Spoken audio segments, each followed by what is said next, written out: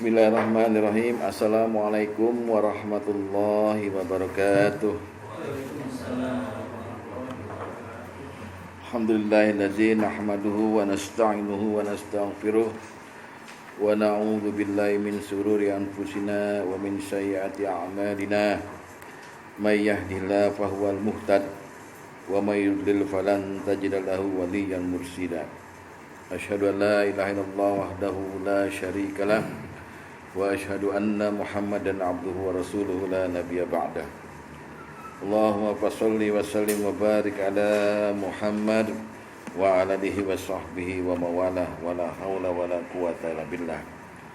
Amma ba'du fa ya ibadallah usikum wa nafsi bittaqwallah wa ta'atihi la'alakum turhamun. Ma'asyiral muslimin wa sirrul mu'minin rahimakumullah, sahabat Nurul Iman yang saya cintai karena Allah. Alhamdulillah, summa alhamdulillah hamdan katsiran thayyiban barakan fi.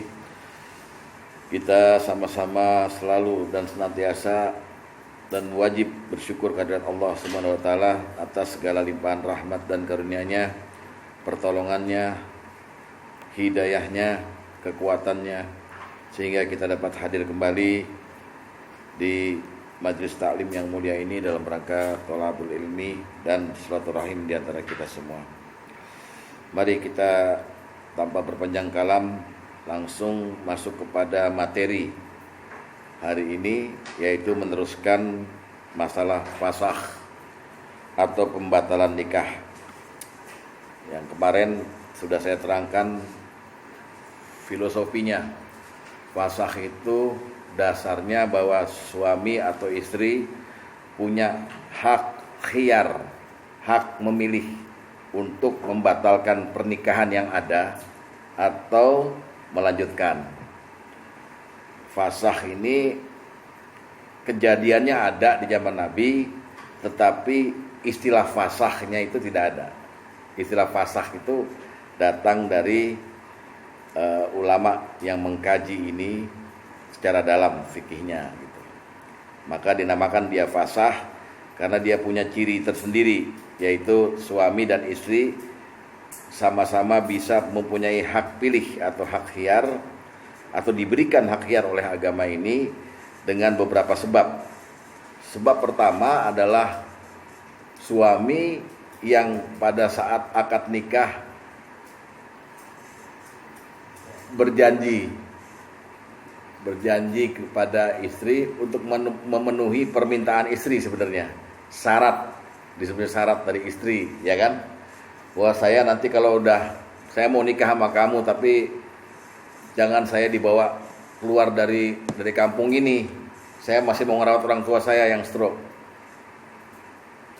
Maka suami berjanji saat itu, kemudian tahu-tahu setelah jadi suami kira-kira beberapa bulan dilanggar, maka istri punya hak khiyar. Batalkan pernikahan ini karena kamu melanggar janji gitu.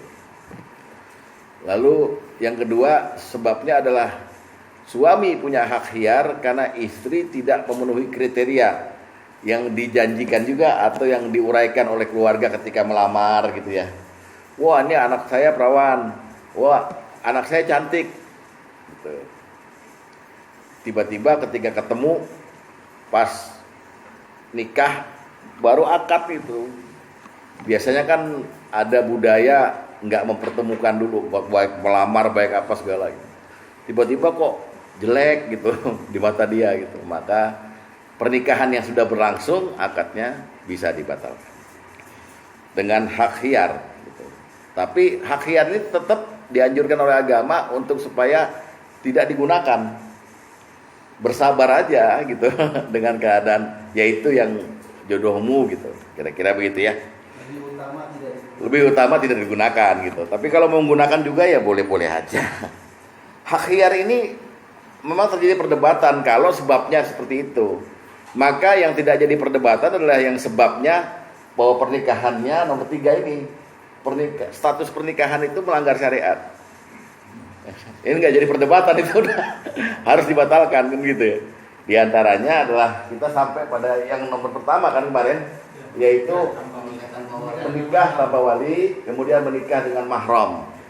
Mahramnya yang terdaftar di An-Nisa ayat 23. Sekarang kita lanjut ke sini, menikahi ibu tiri. Maka kita buka dulu Quran dulu, An-Nisa ayat 22. An-Nisa ayat 22. Ya, kita buka, lalu kita dalami dulu apa maknanya gitu ya. A'udzubillahi minasyaitonirrajim, wala tankihu ma nakaha aba'ukum minan nisa. Jangan kamu nikahi, nikah ya bukan zinahi. Jangan kamu nikahi ya siapa yang pernah dinikahi oleh bapakmu. Perempuan yang pernah dinikahi oleh bapakmu. Artinya ini sebenarnya bukan bicara ibu kandung kita, bukan. Ibu tiri kan? Ibu tiri. Tapi statusnya larangan ini ya, sebetulnya statusnya larangan ini adalah ketika bapak kita sudah menceraikannya atau bapak kita sudah mati. Ya dong. Ya kalau masih nikah sama bapak kita, maksud kita nekat, kita nikahi, kan nggak mungkin. Berarti ada kekosongan, dan ini yang dimaksud ayat ini, perempuan ini janda dari bapak kita, dan status bapak kita itu udah dua, bisa sudah diceraikan oleh bapak kita, ya, berarti mantannya bapak kita, atau bapak kita meninggal. Zaman Rasulullah, bukan zaman Rasulullah, zaman jahiliyah ini terjadi. Tapi dengan beberapa alasan yang bisa masuk akal kita. Satu, alasan pertama, memang hatinya kotor. Hati si anak ini kotor. Sama lah, misalnya gini, ada orang laki itu duduk sama istrinya sendiri itu nggak betah, Pak. 5 menit udah gelisah dia. Tapi sama istri tetangga duduk jajar gitu, khusyuk, Pak. Sama bini tetangga atau bini orang lain, kalau kita duduk di kondangan di mana gitu, lebih nyaman.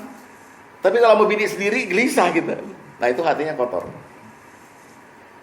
Begitu pula perempuan. Perempuan tuh kalau ditelepon sama suaminya dari kantor, suaminya malah marah. Wah, apa mas ngebel-ngebel? Nggak sibuk apa di kantor? Tapi ditelepon sama temennya sendiri, teman SMA-nya gitu. Kamu kok udah lama nggak telepon aku? Malah manja gitu, kotor hatinya itu. Begitu pula ini. Ini kan kehormatan bapaknya dilanggar, walaupun dia cinta gitu loh sama perempuan ini. Biasanya kan kalau ibu tiri itu umurnya nggak jauh dari kita, dari anaknya lah ya. Jadi bapak kita kan nggak mungkin milih yang seumur gitu ya, kecuali hatinya bersih. Kadang-kadang udah tua juga pilihnya yang beda umur. Ahmad Albar beda umur 47 tahun sama istrinya. Punya anak ya. Mak Sungkar beda usia sama istrinya yang terakhir ini 45 tahun. Nggak apa-apa sebetulnya gitu ya. Tapi itu berisiko apabila anaknya umurnya mendekati atau sama dengan istri mudanya ini gitu. Ya kan? Maka terjadilah itu cinta terlarang namanya, the forbidden love. Ya kan? Inggris ini. Forbidden. Yang Pak Tom namakan incest sebetulnya, tapi bukan incest juga. Incest kan saudara. Jadi hubungan cinta saudara itu incest. Tapi ini kan enggak saudara, mantan bapak. Sehingga dia yang pertama hatinya kotor. Yang kedua memang kebiasaan zaman jahiliyah, perempuan tuh enggak ada harganya. Ibu tiri itu barang waris. Barang waris, Pak. Bapak kita mati, punya istri muda. Itu enggak dihitung dapat waris, nggak ada itu, malah dia diwarisi kepada anak-anaknya. Makanya ini yang problem. Yang problem tuh ini. Jadi itulah kejadiannya zaman dulu. Zaman Rasulullah masih ada beberapa yang begitu. Oleh sebab itu kemudian ada larangan ini untuk menghentikan pernikahan itu. Apabila udah nikah, maka hentikan di fasah. Jangan kejadian. Kenapa? Lihat lagi di kalimat selanjutnya. Ya. Kecuali illa ma qad salaf. Kecuali pernikahan antara anak dengan ibu tiri, mantan bapaknya, yang terjadi masa lalu. Allah bukan nggak bisa larang lagi. Misalnya pernikahannya udah lama, salah satunya mereka udah bercerai lagi, atau salah satunya udah mati, nggak ada hukum di situ, gitu loh maksudnya. Udah kejadian, tapi tetap kejadiannya salah. Ya paham ya? Jadi jangan dianggap kecuali yang udah terjadi di masa lalu itu nggak salah, bukan, itu tetap salah, tapi nggak bisa lagi dihukum. Ngerti ya? Paham nggak? Ada orang nikah sama ibu tiri, kejadiannya di masa lalu gitu. Lalu turun ayat ini. Nah kejadian ini kan sebetulnya hukum ini berlaku surut. Ini salah tetap. Tapi nggak bisa digugat lagi karena salah satu udah meninggal atau mereka udah bercerai lagi. Udah bisa. Ya ngapain? Lu dulu nikah sama ini. Ya lu salah, tapi nggak bisa dihukum. Kecuali masih ada kejadiannya mereka masih bersuami istri, bahkan punya keturunan, fasah. Kalau salah satu udah mati, apa yang mau difasah? Paham nih? Ini neranginnya kan keren ya. Tahu Dede ngerti apa enggak? Senyum aja dia. Atau mungkin dulu ayat ini belum turun waktu kejadian itu. Lo bukan, makanya saya bilang tadi ayat ini berlaku surut hukumnya. Kalau masih ada, pasti dia dihukum, difasah dong.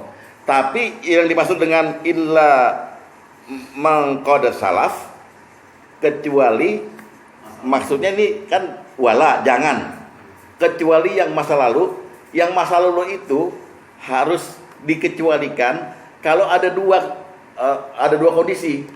Yang menikah antara anak tiri sama ibu tiri ini itu udah pisah atau salah satu udah meninggal. Siapa yang mau dituntut? Kan ini ngomongin fasah. Paham ya? Jadi qad salaf itu maksudnya begitu. Yang terdahulu kata Allah bukan benar itu, yang terdahulu benar nggak apa-apa. Yang terdahulu tetap salah, tapi tidak lagi dihukum. Ngerti ya? Ya, di zaman Nabi mas. Kecuali ya ini. Maksudnya? Kecuali zaman dulu. Iya. Kecuali udah berpisah. Iya, di zaman dulu yang dimana kondisinya dua, ya, berpisah atau salah satu mati gitu loh. Di zaman dulu ya. Oke. Terus kenapa Allah melarang? Innahu fahisyatau wa maqtau wa sa'a sabila. Dia itu perbuatan keji dan perbuatan yang dibenci, dia dimurkai Allah, dan wa sa'a sabila, jalan yang buruk. Jadi yang namanya cinta buta, nggak melihat kehormatan ayahnya, itu jalan buruk. Ayat ini mirip-mirip dengan larangan zina. Al-Isra ayat 32. Wala taqrabuz zina innahu kana. Kana itu berarti sampai hari kiamat. Fahisyatau wa sa'a sabila. Fahisyahnya ada, sa'a sabilanya ada, tapi kok nggak dimaktan? Nggak dimaktan tuh nggak dimarahin sama Allah, cuman Jadi maksudnya gini, zina itu sudah sangat keji dan sejelek-jeleknya jalan, tapi masih bisa tobat. Kalau yang ini dablek, Pak. Nasabnya dirusak sama dia. Kehormatan nasabnya. Paham ini ya? Jadi ini gila ini. Kalau kejadian ada seperti itu, karena ini larangan turun kan di zaman Nabi, maka langsung harus difasah. Tapi di zaman Nabi bukan hanya difasah, si laki-laki harus dipenggal lehernya. Iya. Sebagai bukti bahwa Allah sangat marah sama dia. Udah aja matiin sekalian, kata Nabi. Matiin sekalian tuh orang, supaya tidak jadi contoh bagi generasi selanjutnya. Begitu keterangannya Pak ulama, gitu ya. Detail maktanya di situ, Bro. Ya, jadi maksudnya gini. Dalam hadis nanti ada sahabat namanya Haris bin Umar. Haris bin Umar ini adalah komandan perang, salah satu komandan perang di Madinah. Haris bin Umar tuh lagi jalan terburu-buru, ditegur sama sahabat lainnya. Mau kemana Haris? Saya mau nemuin si X. Disuruh Nabi nemuin si X. Yang dia itu berpengalaman dan sekarang masih menjalin hubungan pernikahan dengan ibu tirinya. Saya disuruh Nabi untuk ketemu dia. Ada kalimat yang hilang di situ. Ketemu dia saya fasah. Saya disuruh Nabi ketemu dia untuk memenggal lehernya, gitu katanya. Nabi yang suruh. Kan nggak enak Pak. Emang si bini mudanya atau ibu tiri kita tuh mungkin cantik, seksi. Surganya duluan. Tapi begitu ketahuan sama syariat ini, maka Nabi bilang orang yang begini nggak patut hidup. Fasahnya jalan. Udah batalin deh nikahnya. Tapi habis itu dipenggal. Nah, udah ya. Suaminya yang dipenggal. Iya dong. Ibu tirinya. Cukup lakinya aja. Dua-duanya. Ya lakinya yang begajulan. Paham ya sampai sini? Gitu. Nah, maka hadis nomor pertama deh. Baca hadis nomor pertama ya. Jadi ngeri sekali ya zaman sekarang kita nikah kepada lebih muda lagi, tiba-tiba kita ceraiin, kita meninggal, kawin anak kita. Iya. Kejadian banyak Pak. Banyak sekarang. Banyak. Saya ketemu 3 kejadian yang saya kenal orangnya. Saya bilang sama dia, lu ceraiin. Lu batalin nikahnya. Dah. Habis gimana ya? Malah ada yang ibu tirinya 2 tahun di bawah dia. Bagaimana nggak kesengsem? Nah, Pak, mohon maaf, saya ambil contoh dengan menyebut nama ya. Ya, biar kita tahu bahwa Al-Quran ini nggak semena-mena ngomong begini. Kalau nggak ada kejadian sampai hari kiamat. Bapak inget nggak Menteri Koperasi, anak buahnya SBY, Sarif Hasan, menikah dengan Ingrid. Ingrid itu model. Ingrid itu setahun di bawah anaknya, Sarif Hasan. Kejadian tapi mungkin mereka bayar gede sama pers. Kejadian bahwa mereka berselingkuh. Nah, hati-hati. Ya. Gitu. Oke, kita lihat hadis nomor pertama. Dari Al-Bara bin Azib, dia berkata, aku bertemu dengan pamanku yang bernama Al-Haris bin Umar yang telah ditetapkan oleh Nabi sebagai komandan pasukan. Aku bertanya padanya, Anda hendak kemana? Dia menjawab, Rasulullah SAW mengutusku untuk menemui seorang laki-laki yang menikahi mantan istri ayahnya. Lalu beliau memerintahkanku untuk memenggal lehernya.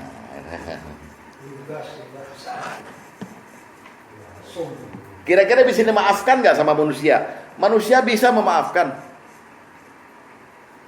tapi Allah tidak memaafkan. Maktan wasa asabila. Ini orang milih jalan jelek nih. Dah. Sampai sini ada pertanyaan? Nggak ada Pak Tom ya? Pak Tom? Sampai sini nggak ada pertanyaan? Belum ya? Baik. Kemudian kita melanjut kepada menikahi istri orang. Mari kita buka An-Nisa 24. An-Nisa 24. Tadi An-Nisa 23 kan? Tadi 22. 22 ya kemarin 23. Sekarang 24. Lihat baik-baik. Sampai sini aja. Wal muhsonatu minan nisa. Sampai situ aja. Dan diharamkan bagi kamu juga mengawini wanita yang bersuami. Waduh, ini gimana lagi nih? Ada 2 pemahamannya. Satu memang betul-betul dia nikah dengan perempuan yang masih bersuami. Betul-betul. Nih yang pemahaman pertama. Kenapa bisa terjadi? Karena suaminya gaib. Suami nggak bertanggung jawab, Pak Sep. Ngilang. Kan kalau aturannya dalam perceraian kemarin, Umar nyuruh seorang istri nunggu 4 tahun loh. Baru ntar dia ada masa iddah 4 bulan 10 hari karena suami dianggap gaib kan. Nih nggak sabar nih, setahun dia ngilang, dia bingung nafkah saya sama anak-anak dari mana. Padahal statusnya masih istri orang. Datanglah pahlawan, eng gitu. Kemana suamimu? Nggak ada. Kamu nggak kesepian? Saya bukan kesepian, tapi saya perlu nafkah. Baik, dikawinin sama orang. Paham? Larangannya turun. Jangan wal muhsonati minan nisa. Jangan pula. Jadi ada hikmahnya kenapa mahram di ayat 23 ini dipisah dengan ibu tiri dan ini, karena keterangannya beda. Itu alasan pertama loh ya, bahwa ansih menikahi wanita bersuami. Nah yang kedua ini yang paling banyak terjadi. Alasan kedua, sebetulnya dia tidak menikahi wanita bersuami, tapi dia menikahi wanita yang dicerai oleh seorang suami akibat ulah dia. Namanya tahbib. Ya, saya kasih tahu nih, ini yang kejadian banyak. Ulah perempuannya itu sendiri. Hah? Ulah perempuannya atau Ulah laki-laki yang menikahi. Dikomporin. Ini gini nih ceritanya nih. Istri orang bisa dari istri orang itu pertama kali mancing laki-laki lain karena nggak puas sama suaminya. Maka si laki-laki itu kemudian tertarik melanjutkan itu. Dia mulai berlaku tahbib. Tahbib itu artinya ngomporin si istri supaya bisa nikah sama dia, lepas dari suaminya. Itu termasuk menikahi istri orang. Banyak nggak yang begitu? Banyak.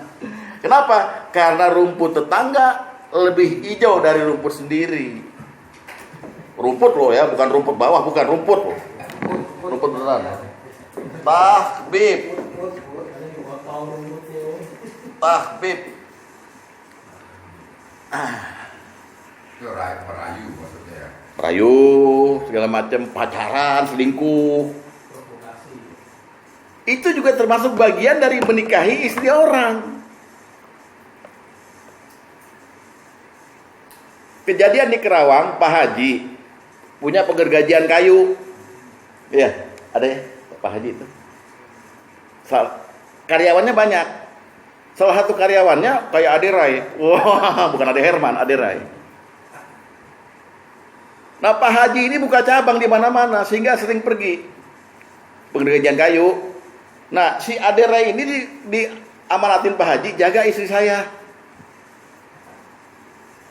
Dia main berkali-kali. Terus si istri bilang malah, ini dirayu kan pertama kali. Istri bilang, gimana ya? Aku nggak ini sama Pak Haji, kayaknya gimana sih? Kata si lakinya, bunuh aja. Ntar gue kawinin. Kita kan punya harta banyak. Lu punya toko banyak. Baiklah, malam-malam kompak. Pak Haji udah tidur karena dia udah lama dia punya kebiasaan dia pisah sama istri kalau tidur habis jima pisah kamar. Si istri bukain jendela kepada karyawan yang kayak Ade Rai tadi, masuk, cekek tuh tahbib.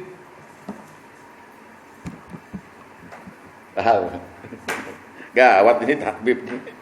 Coba lihat dulu dalil nomor 4.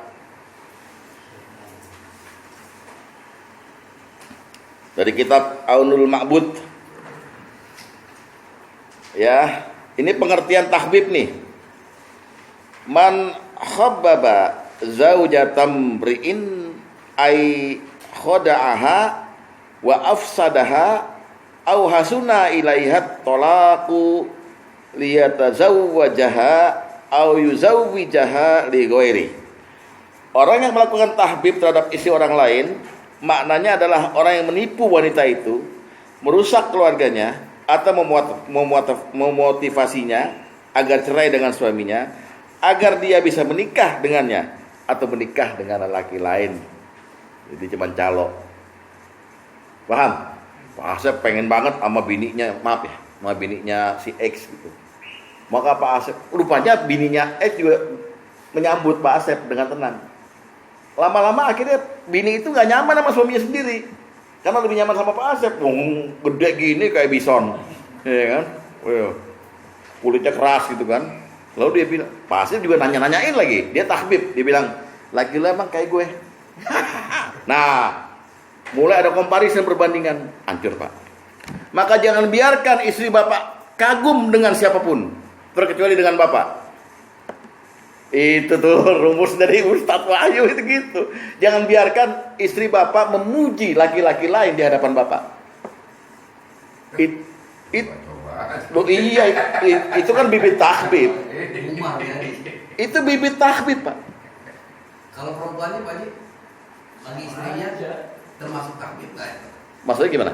Ya perempuannya kan dia ngerayu juga pada orang lain. Iya, tapi begini, maaf ya, kalau dia muslimat, sebandel apapun dia pada waktu perawan, dia ketika udah menikah dengan laki-laki muslimat yang beriman, nggak akan pernah melakukan itu, kecuali dipancing tahbib. Makanya tahbib itu jatuhnya perbuatan laki-laki kepada istri orang, bukan istri orang itu kepada laki-laki. Kan sekarang kan zaman sekarang kan wanitanya Pak Haji. Iya. Teman saya ini, Iya. teman saya ini ada kayak tahbib kayak gitu. Iya. Baru cerita di dia, istrinya meninggal, terus dia udah kerja lah tempat lain, udah umur itu dia grab sekarang, dapatlah penumpang di Rempoa. Dari Rempoa itu udah perempuan itu ngobrol-ngobrol di dalam bahwa suaminya sekarang lagi di tugas di Cilegon, udah gak nyaman. Disambut lah sama teman saya. Iya. Udah sampai sekarang pacaran. Itu sama kejadiannya dengan pada waktu Dedek dan Iskandar masih berlangganan perempuan janda itu loh. Sebenarnya bukan janda kan tuh, yang ke TVRI apa kemana? Yang di pinggir kali rumahnya. Oh iya. Iya, hati-hati. Karena dia dalam masa proses perkelahian dengan suaminya. Kalau dia curhat-curhat terus lama-lama, Dedek simpati nih. Ya udahlah, naik saya aja, nggak usah bayar. Wah, pertama gitu.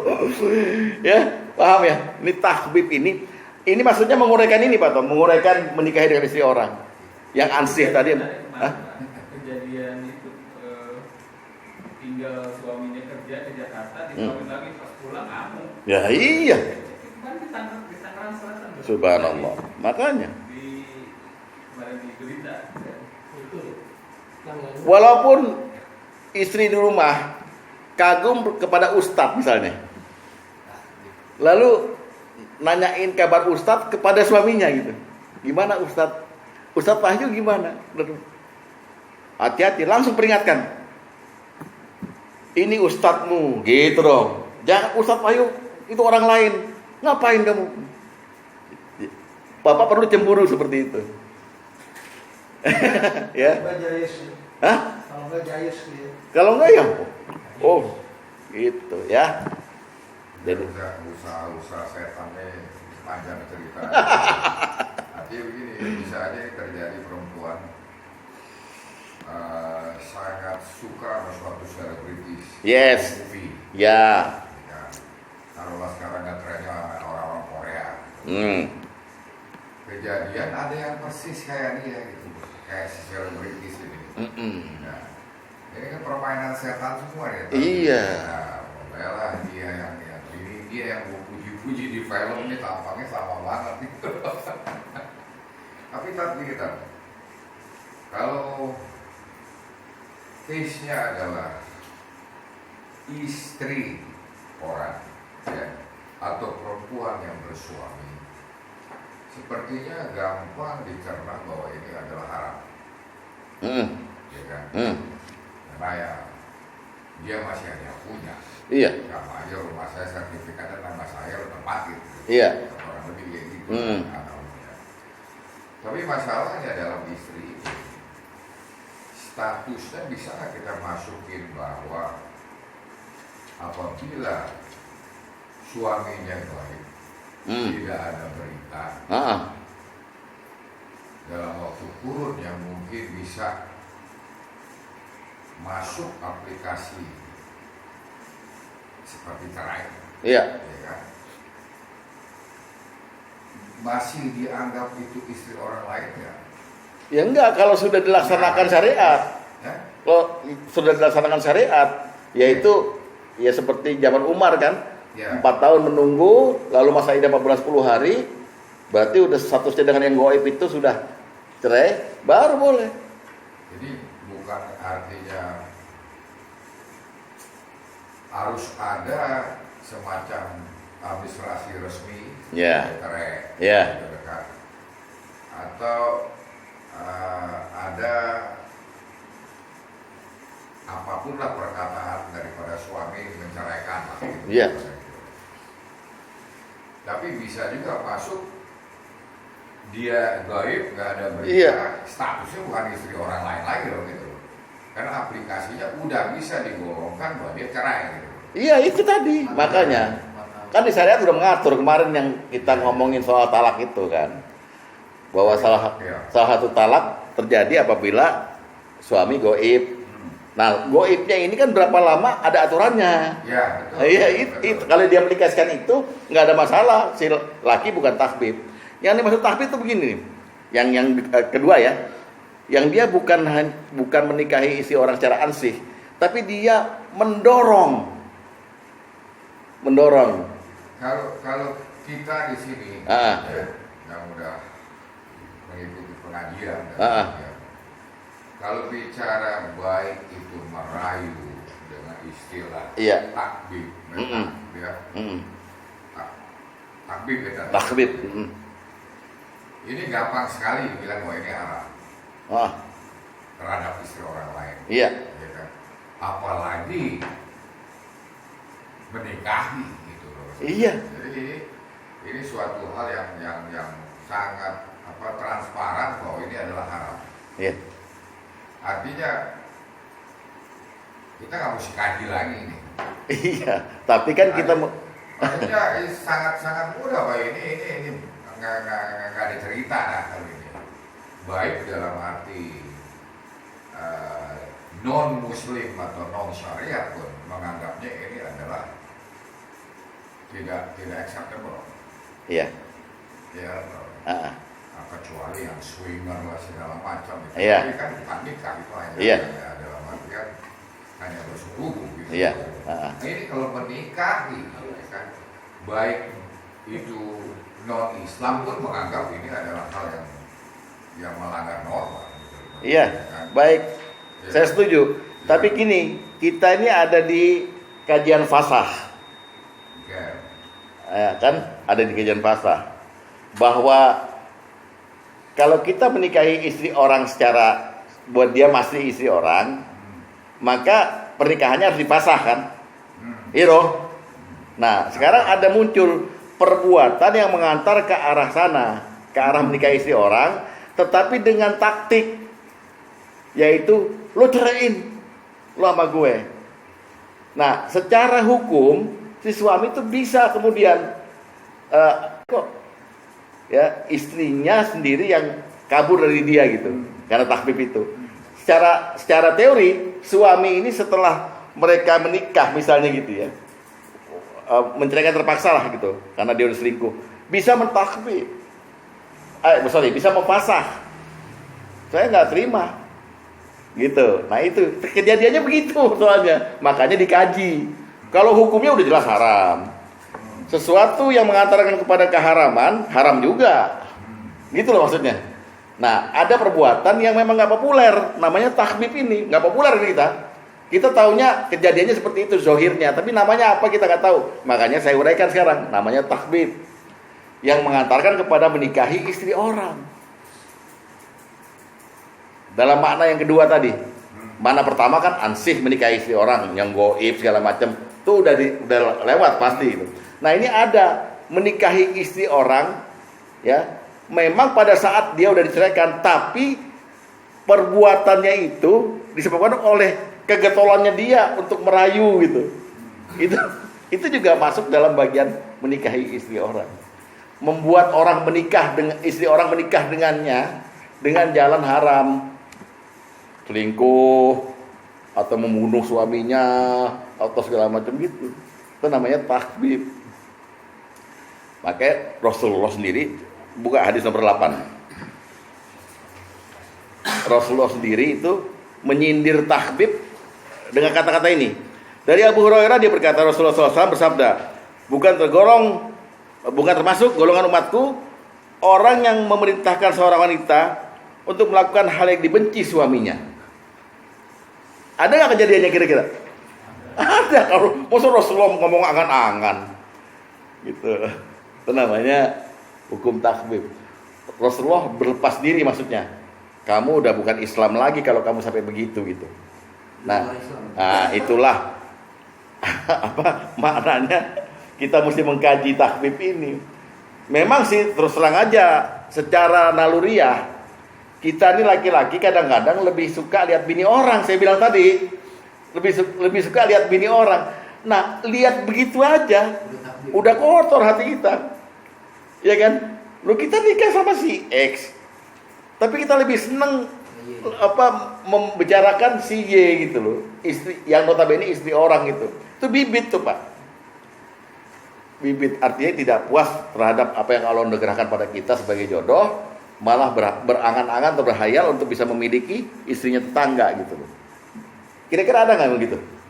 Ada dalam bibit kita, dalam hati kita. Tapi kan kita selaku mukmin bisa mencegah itu nggak keluar di lisan, ya kan? Kita simpan aja di hati. Gue naksir bininya siapa kelihatan. Memang itu haram semuanya. Menghayalkan yang haram itu haram, Pak. Kan ada yang tanya sama saya, Pak, kalau kita jima sama istri saya, jima sama istri, tapi yang kita bayangkan Yuni Sara atau Krisdayanti, gimana hukumnya katanya? Itu membuktikan bahwa kita memang punya selera. Oleh sebab itu adalah kebolehan orang untuk menikahi 4 istri supaya tersalurkanlah itu yang namanya syahwat kepada orang yang bukan istrinya gitu. Jadi takbib ini perlu dikaji memang. Memang haram. Karena ini langkah setan, betul Pak Tom? Langkah setan. Luar biasa. Kaitannya secara direct dengan fasyahnya gimana? Ya begini, yang tadi saya bilang, kalau kejadian betul bahwa ternyata si istri ini kemudian menikah dengan selingkuhannya setelah dicerai oleh suaminya, itu kata para ulama masuk juga ke dalam takbib yang golongan atasnya menikahi istri orang. Soalnya menikahi istri orang ini dengan cara mengambilnya dari suami itu, gitu loh. Makanya si suami bisa mengadu pada hakim untuk memfasah nikah itu. Ngerti? Nih kaitannya itu. Cuma zaman sekarang paling nggak masuk. Jadi perlunya dikaji. Bekal nikahnya itu dengan cara yang haram. Haram, iya. Oke. Sehingga begitu dia nikah dengan bekal yang haram ini, fasyahnya. Oh, hakimnya bisa memfasah atas permintaan suaminya itu. Mantannya, gitu ya. Makanya hindari takbib supaya jangan ada kejadian begitu. Jadi pesannya jangan sembarang ngerayu. Kadang-kadang pulsa itu bisa jadi sumber loh. Iseng kita ngasih sama bini tetangga karena kita seneng banget sama dia, kasih pulsa nih, krek. Pas ketemu kita bilang, udah terima pulsanya? Udah. Mulai udah. Gitu. Pak Asep nih garuk-garuk dia udah melakukan juga ini. Ya ngirim-ngirim pulsa dikit. Atau juga begini. Rasulullah juga secara terang-terangan bilang begini, hadis nomor 5.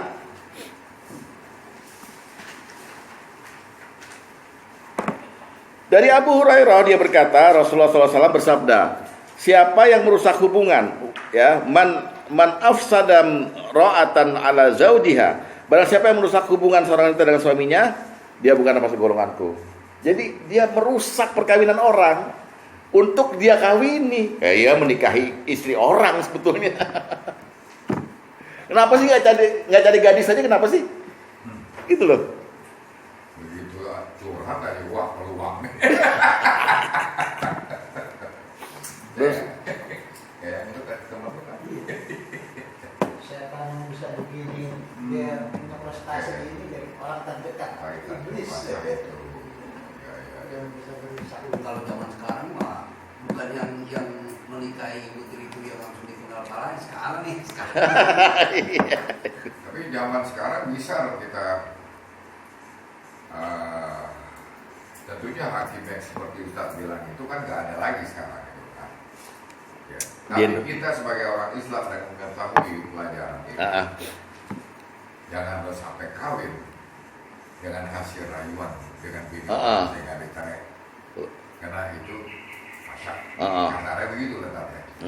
Jangan lo menikahi seseorang dia karena lo merusak hubungan dia sama suaminya, dan lo menikahi dia. Iya. Gitu. Jangan sampai. Ya, jangan sampai gitu. Itu pesannya ilmu kita ini. Iya, atau sebelumnya sekalian jangan naksir bini orang, udah gitu aja. Iya. Susah apa? Udah jangan colek-colek bini orang.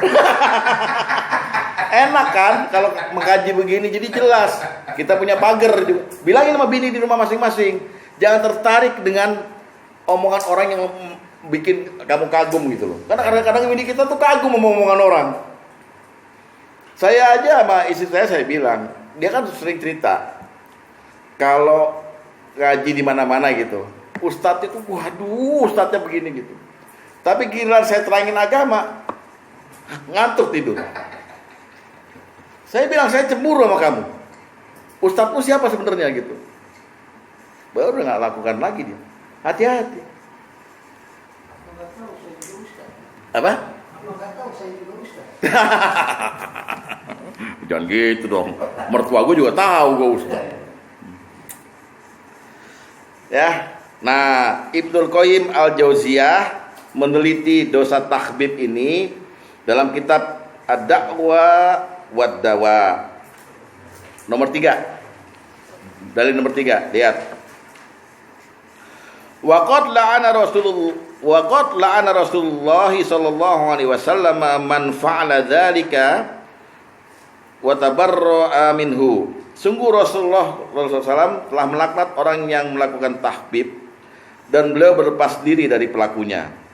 Wa huwa, dan tahbib itu min akbaril kabair, termasuk salah satu dosa besar. Ya. Karena ketika Nabi SAW melarang seorang untuk meminang wanita yang telah dilamar oleh laki-laki lain, dan melarang seorang penawar barang yang sedang ditawar orang lain, maka bagaimana lagi dengan orang yang berusaha memisahkan antara seorang suami dengan istrinya atau budaknya sehingga dia bisa menjalin hubungan dengannya? Lebih dosa lagi, paham ya? Loh, ini kan ulama ini yang ya ilmu qayyim. Jadi kita nggak boleh tahbib itu, karena Nabi berlepas diri, nggak ngakuin kita sebagai umat Islam nanti di hari kiamat. Bayangin tuh, orang dipanggil semua sama Nabi, umatku, yang tahbib itu disuruh pergi, ya. Nah ini saya yang Pak Tom bilang tadi, coba lihat tadi nomor 7. Tahbib adalah pekerjaan setan yang paling berprestasi. Ya. Dari Jabir, dia berkata, Rasulullah SAW bersabda, sungguhnya iblis meletakkan singgasana di atas air.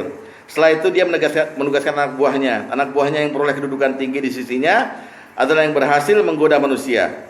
Ada beberapa anak buahnya yang datang lalu melaporkan, aku sudah melakukan ini dan itu. Lalu iblis menjawab, kamu belum berbuat apa-apa. Kemudian anak buahnya yang lain datang dan melaporkan. Yang dilaporkan adalah, ma taraktuhu hatta farraqtu bainahu wa bainam ra'atih. Aku telah menyesatkan si fulan sehingga aku dapat memisahkannya dari istrinya. Kemudian iblis menyuruh anak buahnya itu mendekat seraya berkata, kamu memang jagoanku, memang benar anak buahku. Jadi perpisahan itu terjadi, itu setan yang main itu. Ada. Apa? Tadi saya bilang ini, nggak tahu ada hadis di sini. Ada ya. Prestasi. Dan setan gembira kalau ada orang selingkuh. Lu selingkuh sama siapa? Bininya si Eno. Habis dia ditelantarin sama lakinya. Nah itu setan yang ngomong itu. Jadi kita punya alasan kayak apa juga dari setan itu. Soalnya ini istri yang dizolimi. Gue berusaha aja untuk nolong dia. Nolong apaan? Lo minta juga. Minta sama dia juga, tidur sama dia. Nolong. Ya kan? Saya pernah lihat ada orang yang suaminya meninggal, Pak. Ini bukan tahbib ya. Nggak tahu ada tahbib apa bukan. Suaminya meninggal. Oh ini cantik Pak, orang Aceh. Si istrinya kan nangis di depan jenazah. Datang yang ngelayat nih. Yang ngelayat kayaknya naksir nih. Yang sabar ya Bu. Gitu. Bapak udah pergi menghadap Allah, mudah-mudahan Bapak jadi ahli surga gitu. Ibu kalau ada apa-apa bilang saya, beres-beres. Wah, pakai beres-beres gitu. Sambil ngelirik gitu. Dipegangin tangannya, ibu kalau ada apa-apa bilang saya ya, beres-beres gitu. Ah, gue bilang sialan nih orang satu nih, merusak pemandangan nih. Nawa itunya Udah makanya. Tapi bukan tapi itu ya. Apa? Karena suaminya udah meninggal ya. Ya bukan, makanya saya bilang ini bukan tahbib nih, tapi nggak tahu bapak-bapak menilainya gimana gitu. Jadi kan apa? Kita kalau suka sama istri orang, kita akan happy kalau suaminya meninggal. Nah, ini dia nih, mulai kan gitu. Nah, gitu. Orang tahbib menginginkan meninggal itu lebih cepat dari sebelumnya, makanya membunuh, gitu loh. Jalannya setan. Dah. Jadi sampai sini udah nggak ada masalah ya? Nggak ada. Kita masuk ke dalam penolakan fasah juga disebabkan ada dari penolakan dari pihak yang dijodohkan. Pertama kita akan bicarakan masalah pernikahan anak kecil. Sampai sekarang di Yaman, di Qatar, dimanapun anak kecil sah menikah. Tapi dinikahkan orang tuanya. Lakinya 9 tahun, istrinya 6 tahun lagi main-main gitu. Bertamu bininya. Orang tuanya bilang, bagaimana kalau kita nikahkan anak kita untuk menambah silaturahim kita kalau besar? Dinikahkan. Nak, sini nak, yang laki-laki dipanggil. Saya nikahkan kamu dengan anak saya. Saya terima nikahnya. Sah. Beranjak balik, lulus SMA, mereka dikasih tahu, kamu dulu udah pernah nikah loh sama ini. Ya kan mereka kan nggak jima, nggak malam pengantin, masing-masing pulang ke rumahnya gitu. Udah menikah sama ini. Lalu diserahkan lagi kepada mereka. Mereka punya hak khiar, baik yang laki ataupun perempuan. Enggak, saya nggak mau, batal. Fasah namanya. Itu pertama. Jelas ya? Jadi kejadiannya begitu. Sampai sekarang masih di Yaman masih. Ya. Syekh siapa itu yang terkenal dari Yaman itu cerita bahwa dia dulu dinikahkan begitu. Tapi karena budak balik dikasih tahu, ya udah lanjutin aja. Hak khiar, hak memilih mau lanjutin atau mau batalin gitu loh. Ada pada dua pengantin itu. Ya. Kalau dia nolak, ya udah. Datang hakim, bukan diceraikan, bukan. Datang ke hakim, pernikahan yang dulu pernah dinikahani batalkan. Fasah. Kalau berlanjut dia udah nggak pengen nikah lagi. Udah nggak pakai nikah lagi, nggak pakai nikah lagi, lanjut aja terus gitu. Nah, boleh. Oh, ngapel malam minggu terus dibawa ke villa boleh, kan udah nikah waktu kecil, gitu, ya. Kalau udah balik, ya. Tapi nggak lazim dari sini ya. Nggak lazim. Nggak lazim. Ada juga orang cewek datang ke Rasulullah. Ya Rasulullah, saya dijodohkan dan saya nggak suka sama suami saya itu. Saya nggak kenal tadinya dijodohkan. Ini kan kasusnya banyak di Indonesia kan. Orang misalnya seorang bapak punya anak perawan, dia punya utang, ya kan? Terus kata si laki-laki itu nagih utang, lu kapan bayarnya? Nggak ada pak, duitnya pak, banyak pak, 50 juta gitu. Ya udah, utang lunas kalau saya nikah sama anak you. Anaknya udah nggak bisa, iya. Dato maringgi kok. Iko dato nan maju lalu di langit basah di bumi. Nah, Ya. ini perempuannya bilang, loh nggak mau pak, tapi karena dia gadis perawan, nggak bisa melawan daripada wali mujibir, wali langsungnya bapak kandungnya, nikahlah dia. Nah, zaman Rasulullah ketika dia sudah akad nikah, kabur dia ke Rasulullah. Ya Rasulullah, saya dinikahin. Maka Rasulullah memberikan hak khiar pada dia. Ya udah, saya beri kamu hak khiar untuk menolak jodoh itu dengan perlindungan Rasulullah. Kalau di Indonesia kejadiannya siapa yang mau melindungi? Dicari dia sama bapaknya, sama suaminya kan gitu.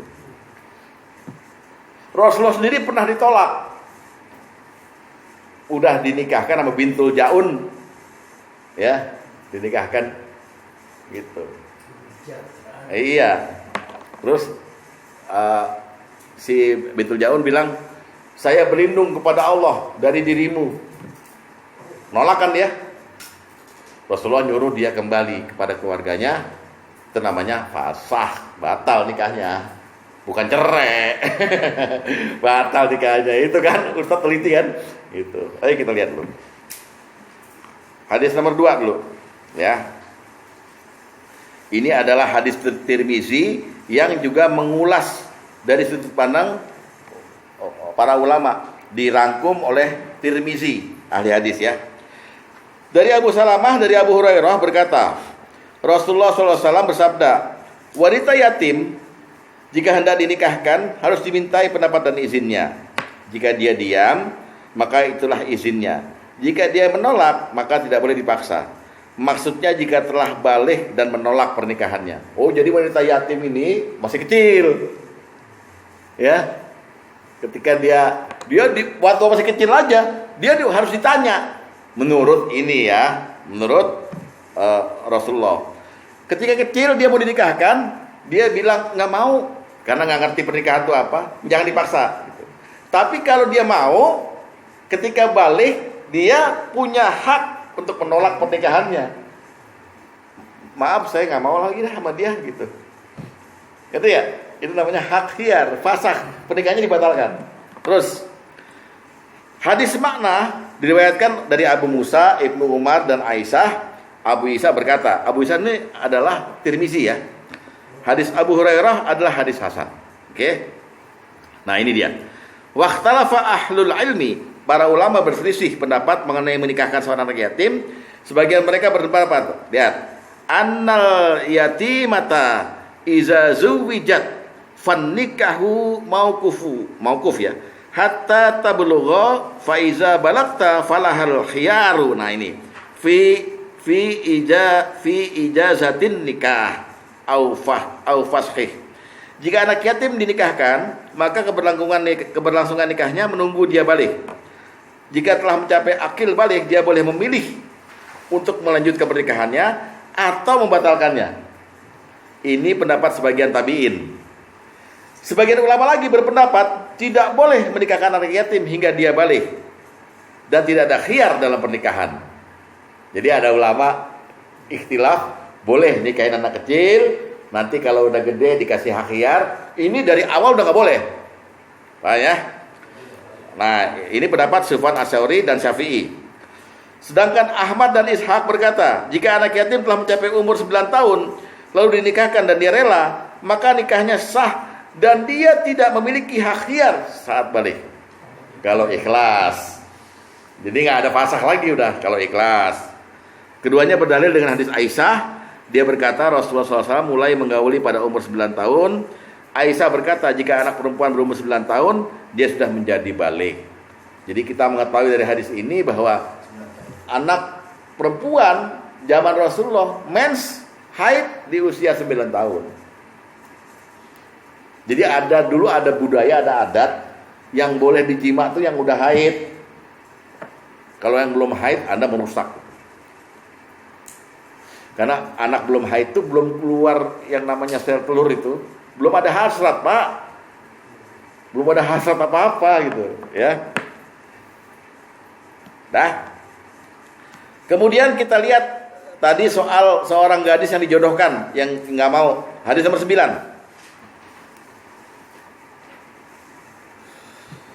Dari Ibnu Abbas radhiyallahu anhu bahwa ada seorang gadis menemui Nabi SAW lalu bercerita bahwa ayahnya menikahkannya dengan orang yang tidak dia sukai. Lihat baik-baik.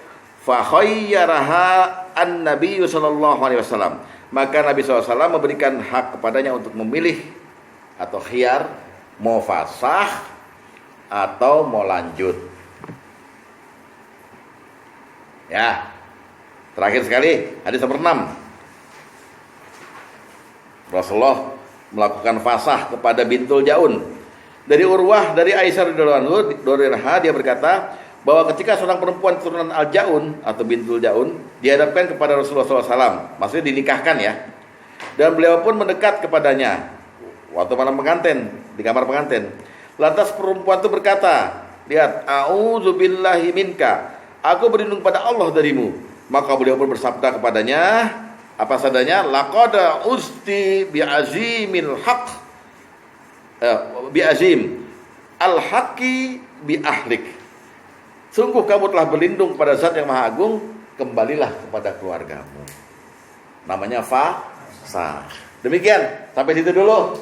Minggu depan insya Allah timbul cacat dan aib. Semoga ada manfaatnya. Usikum wa nafsi bittaqallah. Wassalamualaikum warahmatullahi wabarakatuh. Ayo, mau tanya jawab dulu apa ditutup dulu? Sama Rasulullah kan nggak mau ya. Hah? Sama Rasulullah nggak mau. Itu bukti bahwa Rasulullah itu basyar, manusia biasa yang ke pasar, menikah, makan, minum. Dan Rasulullah tidak orang yang disukai oleh semua orang. Ada yang suka, ada yang benci. Bagaimana kita, Pak? Paham? Gitu. Ada yang menyayangi, ada yang bikin batu. Ada yang dibikin batu, ada yang membunuh. Abu Jahal kayak apa sama ponakannya, sama Rasulullah? Ya kan? Gak suka banget. Ini Muhammad gimana sih kita jadi gak tenar gara-gara Muhammad gitu. Ini yang keterangan nomor 3 nih. Karena ini saudara. Iya. Tiga. Gimana? Itu apa? Bagus menjadi dasar yang dari kitab itu tadi. Iya. Kabair. Dan dia termasuk di atas. Iya. Keterangan kan untuk yang takbir. Cuman sayangnya di sini takbirnya itu zalika aja gitu. Berarti ada sebelumnya ada keterangan yang panjang. Ada. Iya. Ada keterangan. Bro, kalau saya muat di situ kan Iya. kita berjam-jam loh. Jadinya zalika jadi nggak mengangkat susah. Dosa besarnya nih keterangannya apa nih zalika doang ini. Iya, karena itu kan lagi di bab tahbib itu. Iya. Di bab fasah, subbabnya tahbib. Iya. Nah. Sebelumnya pasti menerangkan tentang Tahbib, iya. Tapi kan kalau kita cuplikan yang segini aja kan nggak Betul. ada gitu. Betul. Ketemu ke situnya. Bagi laki-laki takbir, cuman kalau bagi perempuannya itu termasuk dosa besar nggak? Termasuk bukan golongan Rasulullah? Nusyus. Khusus ya? Nusyus. Nusyus. Termasuk bukan golongan Rasulullah di jam. Oh iya juga. Sama aja. Nusyus. Boleh, nanti saya sampaikan ke teman saya, boleh kayak ini. Boleh, Pak. Boleh. Sama surat An-Nisa ayat 20. Sampaikan, Pak. Sampaikan. Lu bilang ke temen lu, kan ngomong setan tuh bilang. Ntar dia temennya dibilang gitu nganggapnya ustadz tuh setan lagi. Tuh yang ngomong ini setan. Oh, jadi ustadz tuh setan itu. Padahal maksudnya yang ngomong, yang ngerayu kan maksudnya. Saya dengar cerita dia aja udah enak kita kan datang ke rumah. Saya terus terang, Pak Iskandar. Saya terus terang dalam hidup saya ini, saya maaf ya, bukannya sok ya. Saya banyak dirayu sama istri orang, Pak. Baik di kantor, baik dia muslim maupun dia non muslim itu. Banyak dirayu saya. Malah kadang-kadang yang ngerayu saya itu lagi konflik sama suaminya dan dia kemudian kabur ke apartemennya gitu ya. Mampir sini Pak Wahyu gitu, saya mau cerita katanya. Lu mampir di apartemen lu cuma kita berdua. Gue mandi basah di situ. Gitu. Jadi peluang banyak Pak saya. Untuk saya melakukan tahbib gitu dipancing. Tapi kalau saya sampai sekarang mohon maaf, saya nggak minat sama istri orang. Bahkan kalau dia pun janda gitu saya nggak minat. Saya tahu bahwa ada garis batas kita gitu loh. Garis batas. Nggak boleh kita gitu. Sok-sok jadi pahlawan gitu. Kenapa? Bukan, maksudnya ya kan dia sebetulnya udah cerai nih misalnya atau lagi ada konflik, enggak deh. Kalau kita mau sok-sokan kita bilang aja kita deketin. Dan kita kan cowok wanita, kakak, dan Iya, tapi ini keterlaluan kalau istri orang atau ibu tiri ini keterlaluan. Makanya Pak Agus mungkin pertanyaan kemarin kenapa nggak mulai dari ibu tiri ya? Ya karena ada kekhususan Pak. Kalau yang lainnya mah udah dablek ini yang di Nisa ayat 23 udah dablek. Makan. Oke, ada lagi?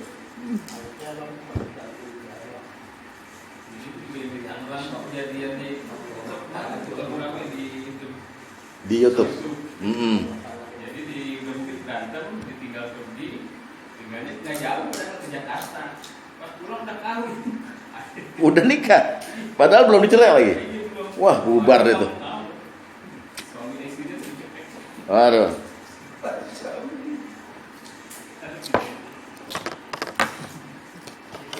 Jakarta di luar panen kali itu. Soalnya perempuan juga ya, kadang-kadang dia nggak punya filter dalam hatinya ini untuk menangkap apakah laki-laki yang mendekatinya ini, ya, yang dia lihat dengan gelap mata itu lebih baik dari suaminya, itu dia nggak punya filter, serius apa enggak nih laki?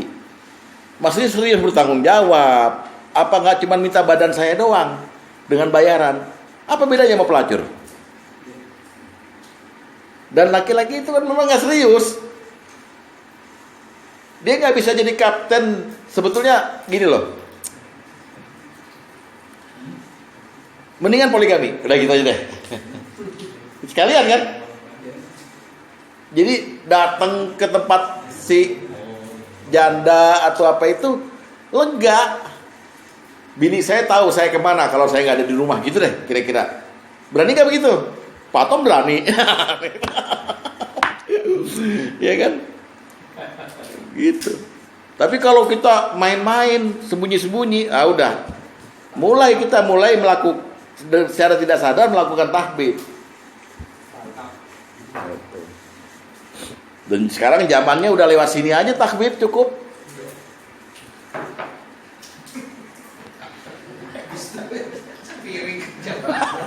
Pak Tom masih ada, Pak Tom. Masih ada. Tapi ini kacang ini bikin ngerti kan? Pak Tom sambil makan kacang nanya tadi, ini nggak nanya gitu. Kalau lain kali jangan yang kecil bawahnya. Sebetulnya kalau yang mau nggak berisik, lagi diceramahin gitu, makan kacang nggak berisik, kacang rebus bawanya. Cuman kalau di Manado saya pakai pisang Ambon.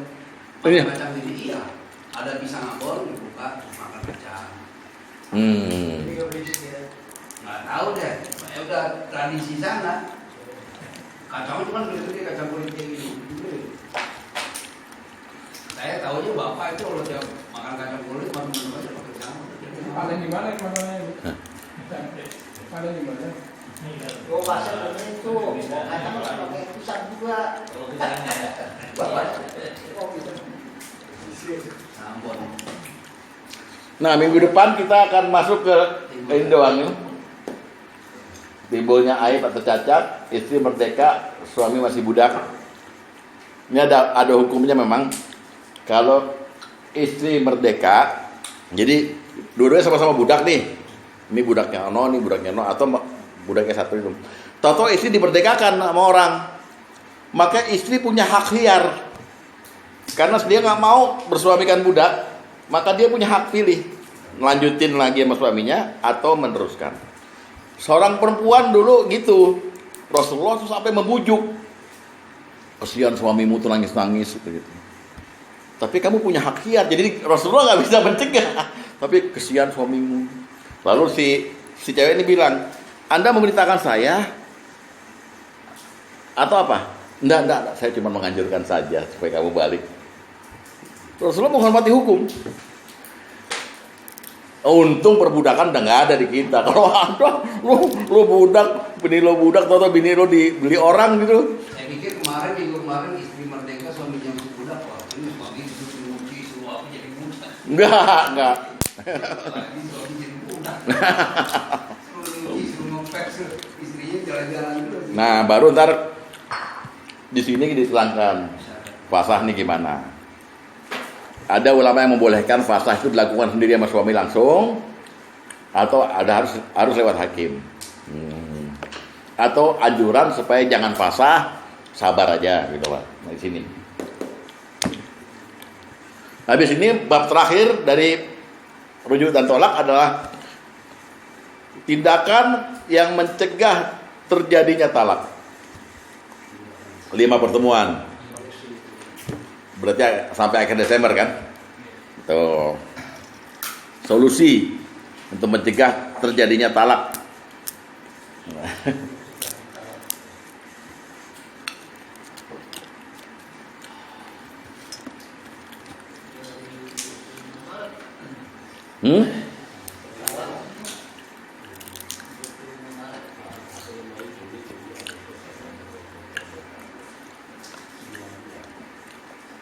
Nikah berapa bulan nikah? Nikah mulai 3 bulan kalau nggak salah. nikah. Nikah tuh dari November 2019. Dari si Ulfi nikah di Gedung Antam tuh, minggu depannya baru mulai pernikahan. Termasuk zuriat sampai pendidikan anak. Set. Berapa tahun tuh? November 2019 sampai ke Maret 2022, 2 tahun itu nikah. Ya emang gitu kalau ngomong fikih begitu. Apalagi waris ntar lu setahun.